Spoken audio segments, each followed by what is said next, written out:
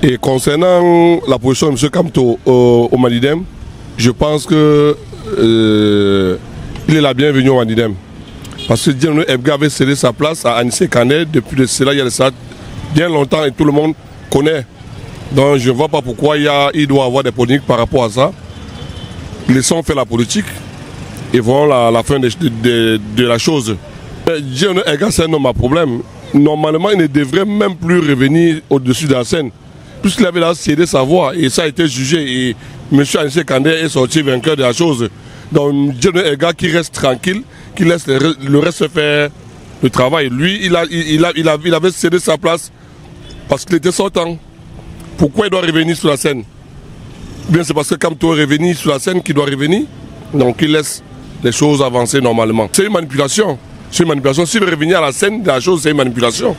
Que Dieudonné Ebga reste là où il est, là où il avait laissé Anissé Kandé, qu'il laisse ça comme cela était.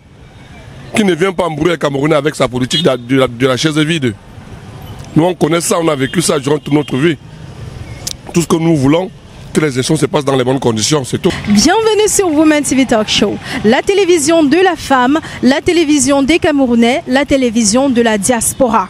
L'actualité qui prévaut au sein du Manidem aujourd'hui inquiète le professeur Maurice Kamto et ses alliés. Il y a encore quelques semaines, la question qui était au bout des lèvres était celle de savoir est-ce que finalement le professeur Maurice Kamto pourra participer à l'élection de 2025, d'octobre 2025 ou pas. Coup de massue, coup de maître, à la dernière minute, il se fait investir en tant que tête de liste au sein du Manidem par M. Anissé Kandé. Sauf que les alliés du professeur Maurice Kamto et lui-même n'ont pas eu le temps de célébrer cette victoire que M. Yebga, le Mbombok Yebga, débarque et revendique sa légitimité en tant que président du Manidem. Est-ce que cette situation pourrait mettre en mal la candidature du professeur Maurice Kamto? On ne sait pas et c'est justement ce qu'on a envie de savoir aujourd'hui. On va donc faire le tour des rues de Douala ensemble pour essayer de recueillir les avis à ce sujet et ça sera donc à vous la parole. Déjà, moi, je pense que nous avons beaucoup de problèmes dans ce pays. Pourquoi? Parce que déjà, la loi n'est pas respectée. Je pense que lorsque Maurice Kamto a déposé son dossier, dans les minutes qui suivaient, il y a des compatriotes qui sont allés dans le site du MINAT. Dans le site du MINAT, c'est Anissé Kandé qui était le président. Je ne peux pas comprendre comment, après minuit, disons avant minuit, un individu vient déposer sa candidature et dit qu'il est le président. Pourtant, depuis pratiquement 2022, selon ce qui est sur le site, c'est Anissé Kandé qui est le président du Manidem. Donc pour moi, je pense qu'il y a quelque chose qui ne tourne pas rond. Il y a quelque chose qui ne tourne pas rond parce que ce n'est pas seulement le Manidem. Il y a l'UPC, il y a le PCN, je pense qu'il y a aussi le parti univers du professeur Koulvodo, qu'on a créé aussi une autre candidature, je vais dire fictive, parce que là déjà ça ne tourne pas rond. Pour moi, ce que je peux dire à nos jours, c'est que si déjà les dirigeants de ce pays peuvent faire quelque chose, je pense que c'est de laisser sa candidature passer parce que déjà il y a eu trop de problèmes concernant le mandat impératif. On s'est battu pour que cela soit un peu respecté. Et je ne pense pas qu'aujourd'hui, on viendra encore nous dire que sa candidature ne peut pas passer parce qu'il y a un président. Que dit les tests? Que dit la loi? La loi déjà devait primer. On ne voit pas comment, après quelques temps, que quelqu'un ait déposé son dossier, il y a quelqu'un qui est président. Après quelques instants, on change de président subitement. Ça n'a pas de sens. Oui, en réalité, c'est vrai que c'est une question qui est un peu délicate. Mais répondre par l'affirmative peut prêter à confusion et donner un peu un coup de pouce à ceux qui voudraient naturellement saboter la candidature du professeur Maurice Kamto.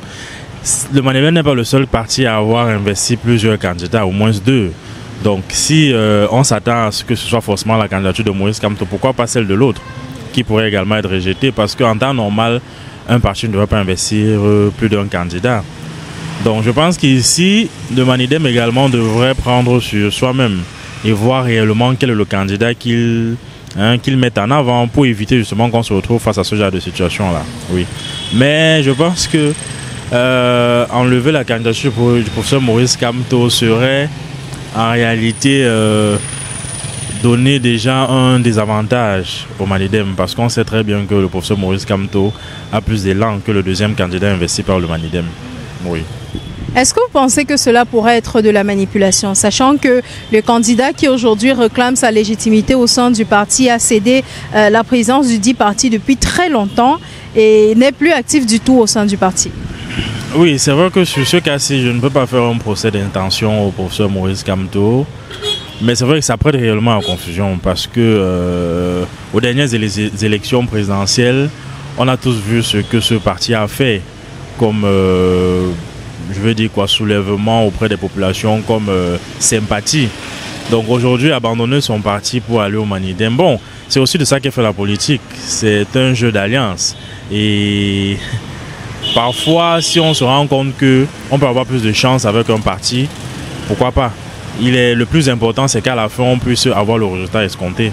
Oui, donc je ne peux pas dire que... C'est vrai que ce sera vraiment interprété de différentes manières, parce que réellement on se demande qu'est-ce qui ne va pas.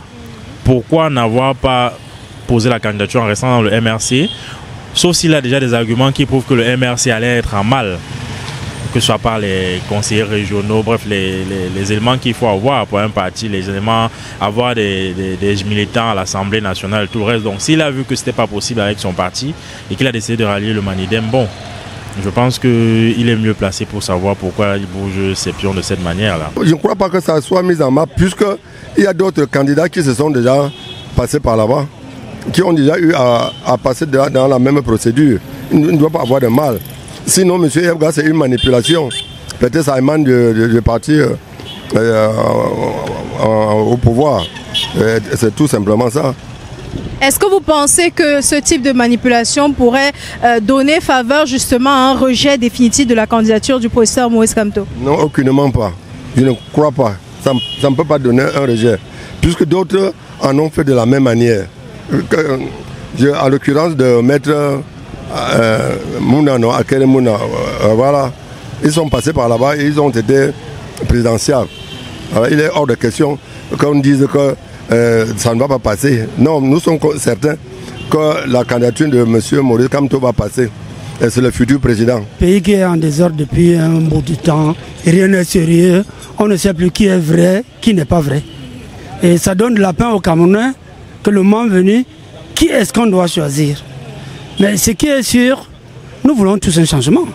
Le vieux qui est en poste est fatigué. La manipulation qui se joue de gauche à droite, ça va à un moment donné, lorsqu'on est habitué à manger du riz avec des gros poulets et machin, on oublie que demain après-demain, il faut penser aux autres. C'est le problème qu'on a actuellement au Cameroun.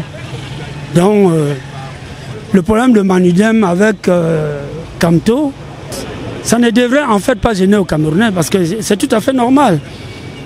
Kamto, qu'on le laisse aller être comme candidat pour...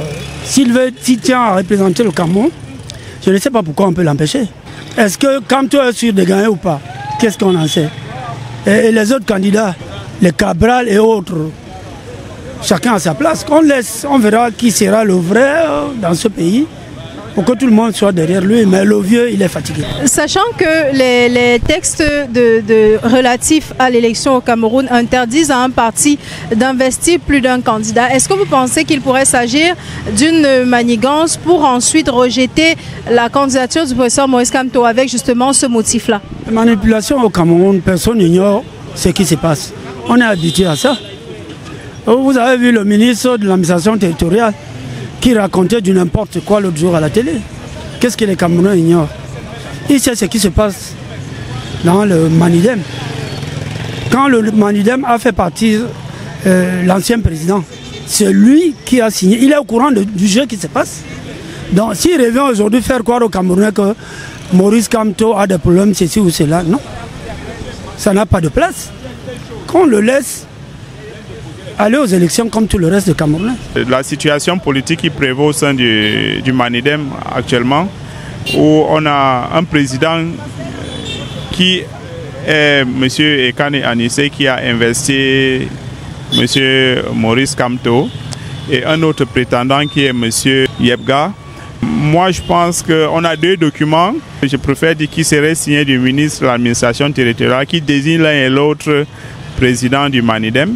Donc, l'espoir, c'est de voir la justice camerounaise trancher ce dossier. Donc, on se tourne tous vers la Cour constitutionnelle ou bien vers la Cour constitutionnelle qui décidera. Et si elle décide en faveur de M. Yebga, je pense que M. Kamto verra sa candidature tout simplement rejetée, puisque c'est lui qui sera retenu comme président légitime du Manidem. Mais par contre, si c'est la candidature de M. Ekane qui est retenue, à ce moment-là, la candidature de M. Kamto passera sans doute. Donc, ça donne un peu de suspense, ça permet aussi de faire vivre, ça crée de l'intérêt pour cette campagne présidentielle qui commence. Parce que ce sont des sujets comme ça qui captivent et qui nous permettent de rester en haleine pour voir effectivement ce qui va se passer et de suivre le mouvement jusqu'au 12 octobre 2025. Au regard de ce micro-trottoir, on peut dire avec certitude que les partisans du professeur Maurice Kamto sont confiants et ils ont la ferme conviction que le professeur parviendra justement à participer à cette élection. Est-ce qu'ils ont raison, est-ce qu'ils ont tort? Dites-nous en commentaire ce que vous en pensez. En attendant, n'oubliez pas de liker, partager, vous abonner, activer la cloche de notification. Et la bonne nouvelle que j'aime bien partager avec vous, c'est que si vous êtes en visite à Douala, je connais un cadre magnifique et moins cher, les résidences Boss Life. Vous aurez l'occasion d'y séjourner vraiment à des prix très très bas et surtout vous serez accueillis comme des rois. Le service client, c'est la première des choses à respecter là-bas, c'est la base. Vous serez accueillis comme les rois que vous êtes. À très bientôt. Découvrez le summum du confort et de la durabilité avec les appartements meublés Boss Life. Nos logements sont équipés de tout ce dont vous avez besoin pour un séjour inoubliable, y compris une connexion Wi-Fi rapide et fiable. Nos appartements sont alimentés par des plaques soleil. Pour une empreinte écologique, nous proposons également un service de location de voitures sur place. Réservez dès maintenant votre séjour chez Boss Life et profitez du confort que nous offrons dans nos appartements meublés de luxe. Nous sommes situés à Douala Terminus, derrière Barcelone Hotel. Contact 682 82 48 33. Boss Life et Partner. Live like et boss.